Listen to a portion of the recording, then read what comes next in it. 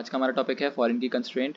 आज हम पढ़ेंगे फॉरेन की का कहाँ इंपॉर्टेंस आता है रियल लाइफ डेटाबेस में, और पहले देखेंगे फॉरेन की के बिना हमारे क्या क्या एरर्स आ सकते हैं और उन प्रॉब्लम्स को कैसे फॉरेन की सॉल्व करता है। तो भाई आप ABC ई कॉमर्स कंपनी में अभी भी काम करते हैं, आप उसके एम्प्लॉय हैं, आपके बॉस की तरफ से मेल आता है, आपको क्रिएट करना है 2 टेबल सच दैट उसके नाम होने चाहिए, एक तो यूज़र टेबल और एक का नाम होना चाहिए ऑर्डर टेबल। यूज़र टेबल में 2 चीज़ होनी चाहिए, यूज़र आईडी और नेम, और ऑर्डर टेबल में होना चाहिए ऑर्डर आईडी, यूज़र आईडी और आप प्रोडक्ट जो आपने ऑर्डर किया है।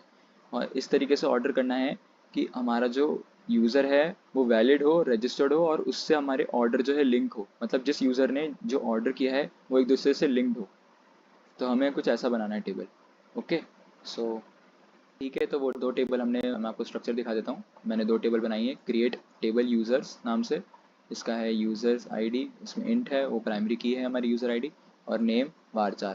फिर इसमें क्रिएट टेबल यूज़र ऑर्डर करके है, इसमें 3 कॉलम्स है, ऑर्डर आईडी, यूज़र आईडी और प्रोडक्ट। उनके ये डेटा टाइप्स और कंस्ट्रेंट्स है। ओके, ये मैंने अभी बनाई है बिना फॉरेन की के। इसके बाद मैं आपको दिखाऊंगा फॉरेन की के साथ कैसे होती है। Okay, so let's run this. ये रन कर गया। Now let's insert some data. तो मैंने 2 वैल्यूज़ इंसर्ट करी है हमारे टेबल में। सबसे पहले मैंने इंसर्ट करी है यूज़र टेबल में 2 वैल्यूज़ एलिस और बॉब, और सिमिलरली उन दोनों के ही एक एक ऑर्डर मैंने दिखाए हैं। फर्स्ट मतलब एलिस के जो है 101 ऑर्डर आईडी है और लैपटॉप ऑर्डर किया है, बॉब की 102 ऑर्डर आईडी है, उसने कीबोर्ड ऑर्डर किया है। सो now let's run this. Okay, अभी मैं आपको दिखा देता हूँ दोनों कैसे दिखते हैं। Select star from users, Alice और बॉब जैसे दिख रहा है, और यूज़र ऑर्डर्स वो ऐसा दिख रहा है। तो इसने 101, 102, 12 और लैपटॉप और कीबोर्ड। सो नेक्स्ट, अब बिना फॉरेन की के अगर मैंने इंसर्ट किया यूज़र ऑर्डर्स में एक 103 वाली वैल्यू, फिर यूज़र आईडी जो है सपोज़ 99 मैंने डाल दिया, और हमारा प्रोडक्ट है कुछ भी ले लीजिए, मैंने माउस ऑर्डर कर दिया और मैं इसको रन करूँगा तो ये रन कर गया। अब मैं आपको दिखाता हूँ हमारा यूज़र ऑर्डर कैसे दिखता है। इसमें 3 चीज़ें आ गई है, 101, 102, 103, 12, 99 लैपटॉप की माउस। पर ये तो गलत हुआ ना, 99 करके यूज़र तो कोई है ही नहीं यूज़र टेबल में, तो यहाँ पे हमारा फॉरेन की काम आता है। सो नाउ अब हमने 2 नए टेबल बनाए हैं, एक वैलिड यूज़र है और एक वैलिड यूज़र ऑर्डर्स है। इसमें मैंने यूज़ किया है फॉरेन की का। फॉरेन की कैसे दिखता है, हमने फॉरेन की यूज़ करते हैं, उसमें हमारा जो ये प्राइमरी की दूसरा टेबल है यूज़र टेबल, उसका हम लोग कॉलम लेते हैं, फिर उसको रेफरेंस करते हैं हमारे ये वाले यूज़र आईडी के साथ। मतलब ये वाला यूज़र आईडी जो है वो रेफरेंस होता है इस वाले यूज़र आईडी के साथ, वैलिड यूज़र के यूज़र आईडी के साथ। तो इसका मतलब है कि ये दोनों जो है एक दूसरे से इंटीग्रेटेड रहेंगे, जो डेटा है वो हमारा इंटीग्रेटेड रहेगा। So now let's insert some values into them. ये दो वैल्यूज़ मैंने अगेन उन दोनों में इंसर्ट कर दिए। Okay, so now I am going to run it, और मैंने जैसे ही रन किया ये रन हो गया।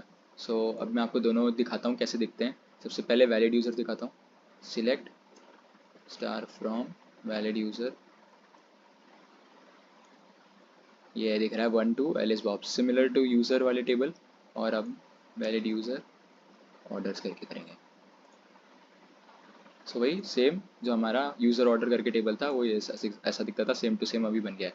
अब नाउ अब सेम सिमिलरली हम इंसर्ट करेंगे इसके अंदर एक गलत डेटा, जो कि होगा वैलिड यूज़र ऑर्डर्स के अंदर वैल्यूज़। मैं क्या करूँगा 103, अब 99 सेम डेटा, मतलब जो मैंने उसमें डाला था। अब उसमें तो वो रन कर गया था, पर इसमें एरर दिखा दी। एरर क्या दिखा दी कि can not update a child row a foreign key constraint. तो ये क्या था कि ये ऑर्फन्ड डेटा हो गया था। 99 वाला जो डेटा था इसको ऑर्फन डेटा कहते हैं। इसका मतलब ये है इसका कोई लिंकेज नहीं है। ये हमारा जो डेटा है ये हमारे दोनों जो हमारे टेबल्स हैं उनके यूज़र आईडी से एक दूसरे से कनेक्टेड है। तो अगर उस पुराने वाले में अगर यूज़र आईडी वो नहीं है और हमने इंसर्ट कर दी इसमें, तो वो गलत हो जाएगा। सिमिलरली अगर रियल वर्ल्ड के आपसे देखना है तो यूज़र एक कस्टमर है और यूज़र ऑर्डर्स जो है वो उसने ऑर्डर कस्टमर के ऑर्डर्स हैं। तो अब ऑर्डर्स जो हैं बिना कोई वैलिड कस्टमर के थोड़ी ना हो सकता है। तो हमें जब भी वैलिड कस्टमर्स के लिए देखना होता है तो वो उसका लिंकेज कोई पर्टिकुलर यूज़र से होना चाहिए।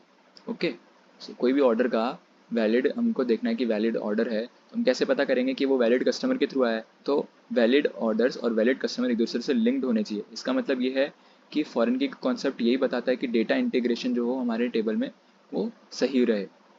सो this is all about the concept of foreign की।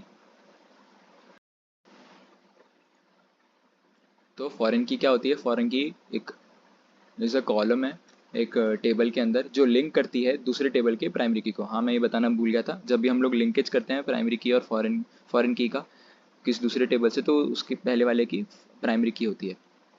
ओके, अब हम लोग ये यूज़ क्यों करते हैं? जिससे कि वही मैंने आपको बताया था कि डेटा इंटीग्रिटी हमारे टेबल में मेंटेन रहे। So let's check the syntax. ये हमारा जो दो टाइप टेबल होता है, जो पहले जिसमें प्राइमरी की होती है सिर्फ, वो होता है हमारा पेरेंट टेबल, और जिसकी प्राइमरी की हम लोग यूज़ करते हैं फॉरेन की के लिए वो होता है हमारा चाइल्ड टेबल।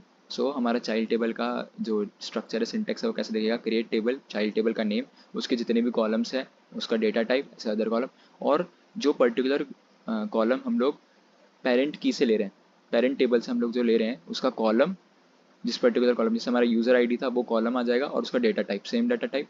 तो हम लोग कैसे यूज़ करेंगे? फॉरेन की का कॉलम, जैसे कि यूज़र आईडी था हमारा, फिर वो रेफरेंस किसको करेगा? पेरेंट टेबल के प्राइमरी कॉलम को, दैट इज यूज़र आईडी, और यहाँ हमारा सेम पेरेंट टेबल आ जाएगा, पेरेंट टेबल का जो भी नाम है।